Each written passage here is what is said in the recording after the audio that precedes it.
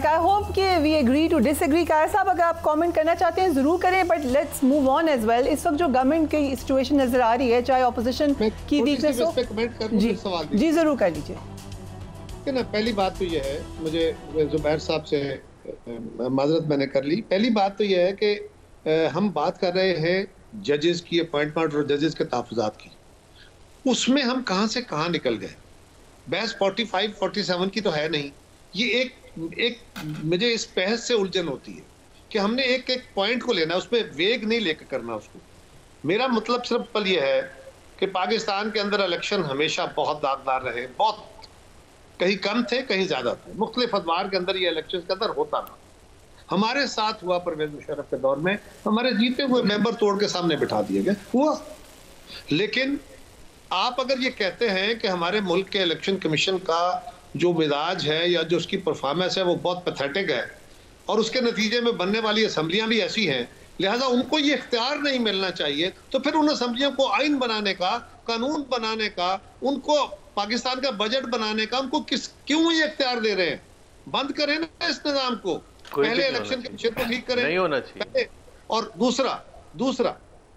दूसरा फिर ये है कि जजेस का भी, जब जजेस अपॉइंट करते थे मुस्तफा इम्पैक्स केस के बाद, और ये याद रखिए ये 18वीं तरमीम से पहले भी होता था वो उस केस की सूरत में.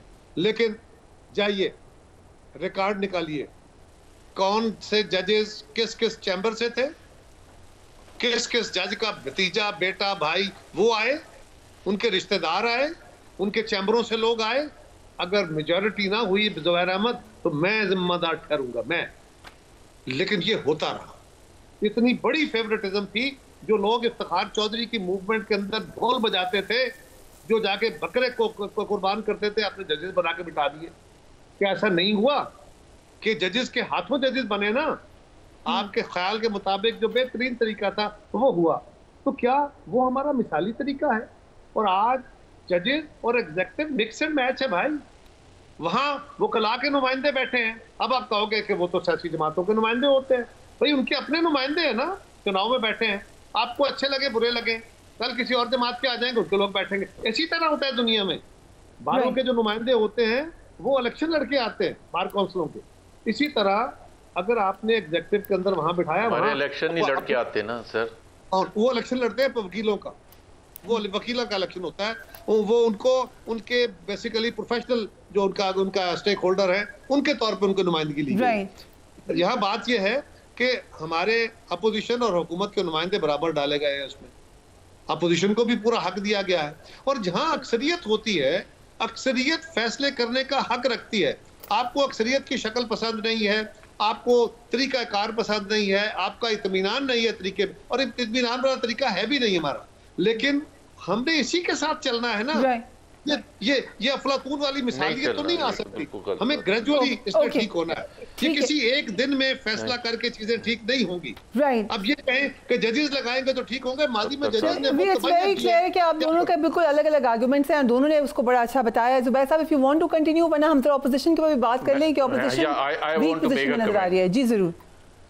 आई want to make a comment on this. देखें, द स्टार्टिंग पॉइंट इज, और मुझे इससे कोई शौक नहीं है कि मैं अगले 70 साल और वेट करूं. अगर आज गलत कोई चीज होगी, मैं आज गलत को गलत ही कहूंगा. अगर हाँ 1950 में हम बैठे होते, डिबेट कर रहे होते, तो मैं कहता जी आहिस्ता आहिस्ता हो जाएगा. या फर्स्ट मार्शल लॉ के बाद मैं चुप करके बैठ जाता है कि जी आहिस्ता आहिस्ता होकर. आई मीन 80 साल होने वाले हमें. The starting point has to be free, fair and transparent election. और मैं मानने के लिए, एक्सेप्ट करने के लिए तैयार नहीं हूं कि जी फ्री, फेयर और ट्रांसपेरेंट ना भी हों तो हमें आगे चलना चाहिए, क्योंकि आहिस्ता आहिस्ता होता है. वही स्टोलन मैंडेट लेके आने वाली असेंबली, जजेस की भी अपॉइंटमेंट भी मैं उनके हाथ में दे दूं, इलेक्शन कमीशन की अपॉइंटमेंट की भी उनके हाथ में दे दूं, आइन को बिल्कुल खड़वार बनाने की, अमेंडमेंट्स करने की भी इजाजत दे दूं. सॉरी, अगर आप मेरे से ये निकलवाना चाहते हैं, आई एम नॉट प्रिपेयर्ड. और उसके लिए कौन सी बातचीत, क्या बातचीत? अगर ये इलेक्शन रिजल्ट स्टोलन नहीं हुआ, मैंने कल भी एक प्रोग्राम में कायरा साहब को कहा था और मैंने इनको चैलेंज दिया था, आप 3 हल्के इस्लामाबाद के फॉर्म 45 मेरे पीटीआई के नहीं, छोड़ दे पीटीआई 45, आप जो बाकी 4 लोग थे, एक सेकंड सुन लें, मुस्तफा खोकर तो पीटीआई का नहीं है ना. मुस्तफा खोकर हारा हुआ है, نہ وہ کلیم کر رہا ہے کہ جی اس کو ہروایا کیا ہے کہ وہ جیت جاتا. وہ تو 3rd پوزیشن پہ تھا. مصطفیٰ کھوکر ہے, دوسرے پارٹیز کے تھے. کراچی میں آپ اٹھا کے دیکھ لیں 18 MNAs کی سیٹیں کیسے چھینی گئی ہیں. لاہور 80 90 آپ خواجہ آصف کی سیٹ لے لیں, 50,000 ووٹوں سے ہار چکے ہیں, اناؤنس ہو چکے ہیں, اور پھر وہ چینج کر دیا. آپ کہہ رہے ہیں انڈیویجولز کی بات نہ کریں, کیوں نہ بات کریں؟ How do we accept the result? Because وہ that is the original sin. آپ اپنے لہجے پہ غور کرو, لہجے پہ غور کرو. آپ کو نہیں کہہ رہا, میں اڈاپٹ کرتا ہوں تو آپ پہلی بات یہ آپ مجھ پہ شاؤٹ کرتے ہیں. وہ تو آپ میرے اوپر میری بات کو کاٹ, قاہرہ صاحب وہ آپ میری بات کو کاٹ رہے تھے اس لیے. What I am saying is کہ why don't we agree کہ اگر اناؤنس ہو چکا ہے ریزلٹ, 50,000 ووٹوں سے ہار چکا ہے شخص, اور اس کے بعد آپ چینج کر رہے ہیں اور ہمیں کچھ فیل ہی نہ ہو.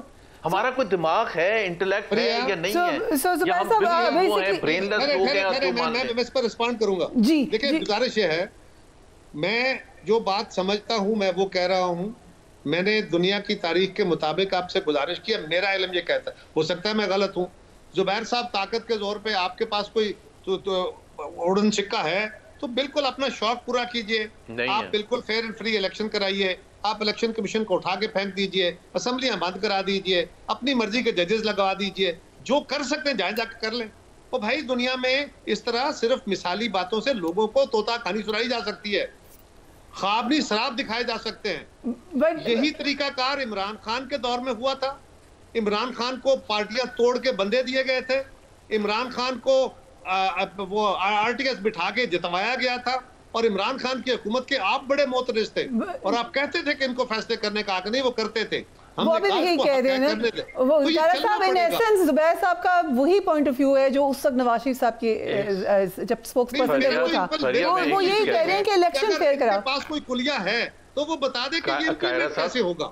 بٹ جو غلط ہے اس کو غلط تو کہنا چاہیے. لیٹس سے we can't solve a problem, but جو غلط ہے قاہرہ صاحب ایک سیکنڈ, قاہرہ صاحب کو میں ایک چیز کہہ دوں, ظاہر ہے میں کچھ نہیں کر سکتا, لیکن غلط کو غلط کہنا کوئی غلط بات ہے؟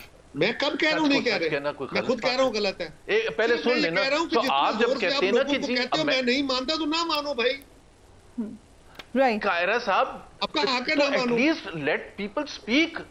یا تو دیکھیں نا میرا آرگومنٹ اگر یہ ہو کہ جی کون روک رہا ہے, یو آر اسپیکنگ لائک اینی تھنگ. میں تو کچھ نہیں, یہ ایک ٹاک شو ہو رہا ہے اس میں ہم بات کر رہے ہیں, میں کون سا کوئی یہاں سے میں صرف یہ کہتا ہوں کہ جو گفتگو جس اسٹرکچر میں ہو رہی ہے اس گفتگو کو وہاں تک محدود رکھے. اگلا پوائنٹ آئے گا اس پہ بات کریں.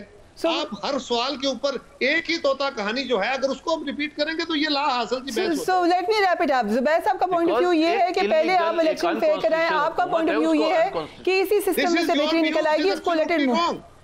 Right. So let's agree to disagree, gentlemen. ناراض پلیز کوئی بھی نہ ہو. دونوں کا پوائنٹ آف ویو بڑا کلیئرلی سامنے آ گیا ہے اور دونوں کے پوائنٹ آف ویو کی بہت عزت اور احترام ہے. So we wrap it up here.